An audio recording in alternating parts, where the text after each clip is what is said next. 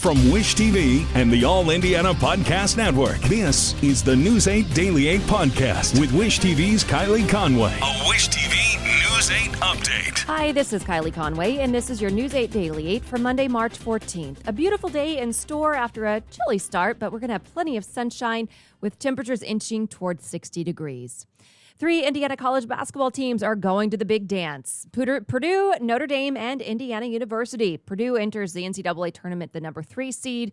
Boilermakers have been a top 4 seed in the last 5 tournaments.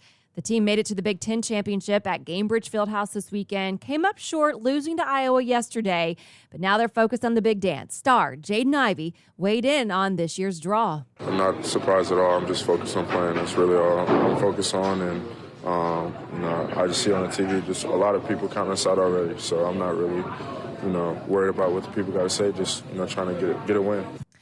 The Boilermakers play against 14th seed Yale Friday. IU and Notre Dame have to battle it out to make the field of 64 for the NCAA tournament. Notre Dame is an 11th seed. They play Rutgers on Wednesday for a shot at Alabama on Friday. As for IU, the drought is finally over. The Hoosiers are back in the mix for the first time since 2016. IU won 2 games in the Big Ten tournament to earn a buy-in position. They'll play the first 4 game against Wyoming tomorrow night. If they win, they'll go against St. Mary's on Thursday.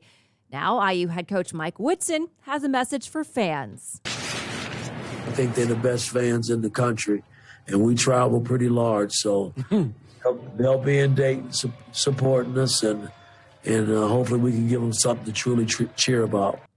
IU tips off against Wyoming tomorrow night at 9:10 in Dayton. Games at Gainbridge Fieldhouse start Thursday for the first round. And there's still time to sign up for our Wish TV Bracket Bonanza. The grand prize is valued at $1,000. You can sign up at wishtv.com. Compete against us here, the talent at Wish TV. See how you stack up.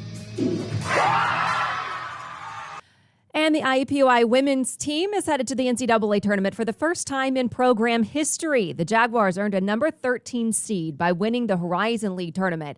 IUPUI will face Oklahoma on its home floor Saturday.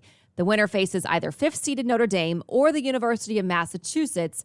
The Hoosier women are also in the big dance. 3rd-seeded IU plays Charlotte on Saturday. And men's basketball, once again, Wabash College is advancing in its division tournament. The team posted a video on social media after making the Final Four in Division III. Just a big celebration for them. It had the caption with it, "Fort Wayne, here we come. We hope to see some red and white next weekend at the Final Four." They face Elmhurst Friday night for a chance to play in Saturday's championship. And leaders of Ukraine confirmed that they are renewing diplomatic talks with Russia. They hope the negotiations could open the way for more civilians to evacuate. Overnight, Russian forces kept up their campaign to capture Ukraine's capital, Kyiv. Ukrainian officials say Russia fired artillery on Kyiv's suburbs. Ukrainian authorities released video overnight showing an apartment building hit by shelling. Kyiv's mayor and his brother said that they are preparing to defend their city. There is nothing that is possibly can break the will of our women and men. We all stand together and we're highly motivated to defend our country because this is our home. We're ready to fight, not just for our city, not just for our country. We're fighting for exactly the same values, for same principles. Russia expanded the war with an airstrike on a military base close to the Polish border over the weekend. Ukraine says at least 35 people died. President Joe Biden and French President Emmanuel Macron vowed to hold Russia accountable. The two spoke by phone Sunday. They agreed to work towards stronger sanctions against Russia to cripple its war effort. And the shooting death of an American filmmaker in Ukraine is prompting calls for action from press freedom groups. Brent Renaud is the first foreign journalist known to be killed in the war. Time magazine confirms that he had been working on a project focusing on the refugee crisis. Police in Kyiv say Russian forces killed Renaud and wounded another American journalist. The Committee to Protect Journalists says Russia must be held accountable. And today, mask requirements are loosening at the University of Notre Dame. They will now be optional indoors for those who are fully vaccinated. The university says masks will still be required in classrooms, labs, studios, and health centers. Anyone who tests positive will be required to mask up for 5 days following the isolation period. And the head of Pfizer says people should plan for a 4th dose of COVID-19 vaccine to fend off future variants. CEO Albert Bourla says a 3rd dose does work well for a while. Sunday, in an interview on CBS, he explained that his company is working on a version that would be effective against all variants, but until it's ready, an extra booster is necessary. People with certain risk factors can get a fourth shot now. It's not clear when the FDA might authorize it for all. Aborla also said Pfizer is working to get an okay for the vaccine for younger children. The company is in a trial on smaller doses and getting mixed results depending on age. Some Walgreens and CVS pharmacies are now ready to test and treat people for COVID. It's part of the White House's Test to Treat initiative. More than 1,000 pharmacy clinic locations received antiviral pills. The White House says both the COVID testing and the oral medications are free. It's not clear whether any Indianapolis locations have that treatment. But Health and Human Services said that last week they will launch a website to search for sites in mid-March. Today, the Clinton County Sheriff and his wife are due in court for the first time to face charges of official misconduct.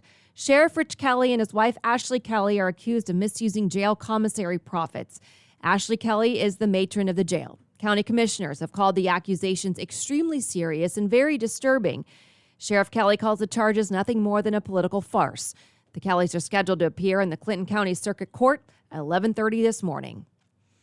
And today, the bankruptcy trial of the Boy Scouts of America begins. A judge will decide if the Scouts can go forward with a massive reorganization plan aimed at dealing with some 82,000 claims of child sex abuse. The plan sets up a compensation fund of more than $2.6 billion. Nearly $800 million would come from local councils. A similar amount would be through insurance. The trial is happening in Delaware. Attorneys say witness testimony could take several weeks. Academy Award-winning actor William Hurt has died. Hurt's son confirmed the news over the weekend, saying his father died of natural causes peacefully among family at his Portland, Oregon home. Hurt was one of Hollywood's leading stars in the 80s, winning an Oscar for Best Actor for his starring role in 1985's Kiss of the Spider-Woman. In recent years, Hurt starred in the Marvel Comics universe series as the Hulk's nemesis. Hurt was 71. Tom Brady's retirement lasted all of 40 days. He says he'll return to the Tampa Bay Buccaneers for his 23rd season. Brady posted on social media saying he has unfinished business. He says he realized over the past 2 months that his place is still on the field, not in the stands. The reversal sent shockwaves throughout the sports world, even taking away from some of the NCAA Selection Sunday spotlight. The Buccaneers and Brady's teammates reacted with excitement, tweeting out a photo of Brady with the caption, "He's back." And a sweet Central Indiana favorite is expanding to Florida. The owner of the cake bake shop, Gwendolyn Rogers, says on her social media that she'll open a store on Disney's Boardwalk at Walt Disney World sometime next year. Right now, there are 2 cake bake shops in the Indianapolis area, one in Broad Ripple and one in Carmel. This has been your News 8 Daily 8 for Wish TV. I'm Kylie Conway, online at wishtv.com, and follow us on Facebook when you search Wish TV. This is the News 8 Daily 8 podcast with Wish TV's Kylie Conway. A Wish TV News 8 update on demand for even more on demand and on the go. Connect with Wish TV on Facebook at wishtv.com and on the free Wish TV mobile app. Thank you for listening, and be sure to like, subscribe, and follow this podcast for updates every weekday morning on the All Indiana Podcast Network and wherever you get your podcast.